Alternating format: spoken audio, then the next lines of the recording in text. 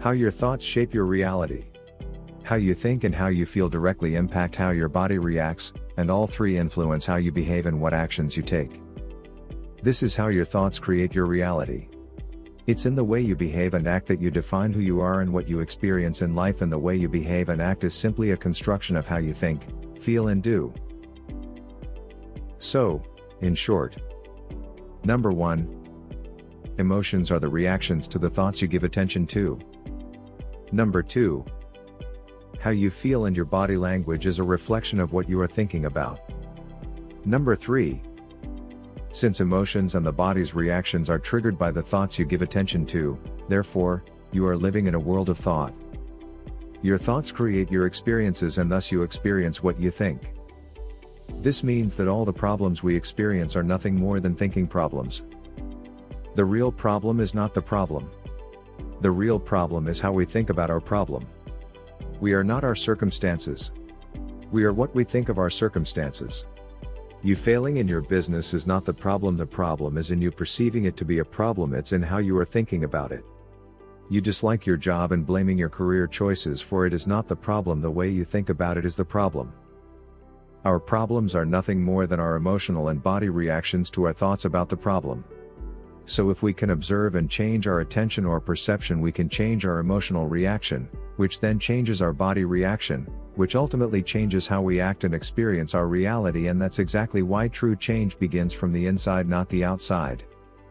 So if you think you are a failure, you will feel like a failure and then you will act like a failure. As long as you give attention to the thought that you are a failure, you will continue to experience this reality, which then reinforces your belief that you must be a failure.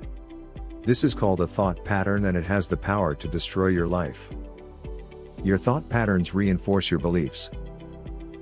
A thought pattern is a habit of thinking in a particular way. Every thought we experience creates a chemical reaction in the brain, which then triggers an emotion. As we engage with this thought, it creates a new circuit that sends a signal to the body and we react a certain way. The more we repeat this pattern, the more it seeps into our minds and becomes a habit. This is why neuroscientists say cells that fire together wire together.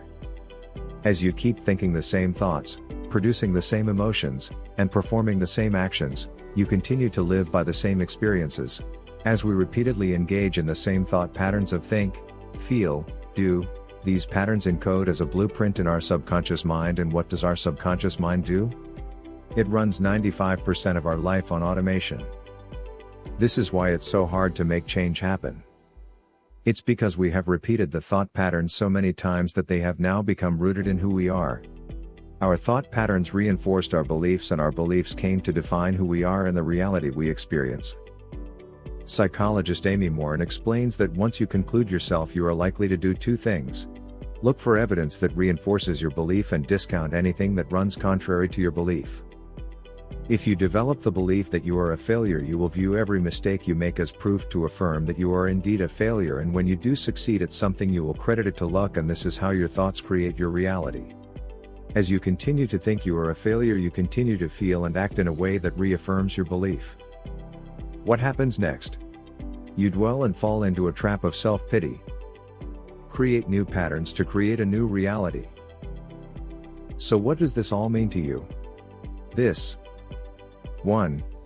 As you keep thinking the same thoughts, producing the same emotions, and performing the same actions, you continue to live by the same experiences.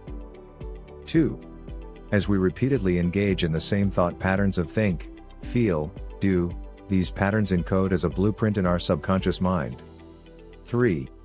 Your subconscious mind automates your life, which means if you are not aware of your thought patterns, you will continue to live by the same behavioral patterns and thus your current experiences. As per Carl Jung's words, until you make the unconscious conscious, it will direct your life and you will call it fate. So how do you change your reality? You create new patterns that create a new reality. You recondition yourself. This isn't something that you change overnight. This is a lifetime commitment to mindful reprogramming and growth. It's what neuroscientists refer to as neuroplasticity, the idea that you can rewire your brain by creating new behavioral patterns where new cells fire together and wire together, and for you to do this you need to understand that you are not your thoughts, you are the thoughts you give power and attention to, you are the thinker. Your thoughts are nothing more than an endless stream of ideas running through your mind. They are powerless until you decide to cling onto one of them, which then trickle into a chain. This very act makes you the thinker of your thoughts. In other words, imagine your mind to be a farm and your thoughts to be the seeds. You can plant either good seeds roses or bad seeds poison ivy. Whichever seed you choose to focus on and plant, it will then grow and multiply, and the same happens in your mind. Whichever thought you choose to focus on and plant, it will then grow and multiply. You are the planter of the seeds. You are the thinker of your thoughts. Do you want your mind to flourish into a garden of roses or a farm of poison? So how do you create new behavioral patterns? You create new thought patterns. And how do you create new thought patterns? Here's how. 1. Increase your awareness by observing your emotions and body reactions. 2. Be more conscious of what thoughts you give your attention to. It's what psychologists call metacognition, the idea of thinking about our thinking. The next time you feel a strong emotion, bring your awareness to it by pausing and asking yourself, what's going on in my mind right now? Why am I feeling this way? Why am I angry? Why am I upset? Why am I feeling so low? This can help us figure out why we are feeling what we are feeling and drive us back to the root cause of these feelings, the thoughts we first gave our attention to. That's it for today's video. Let us know in the comments section below what are your thoughts about this video.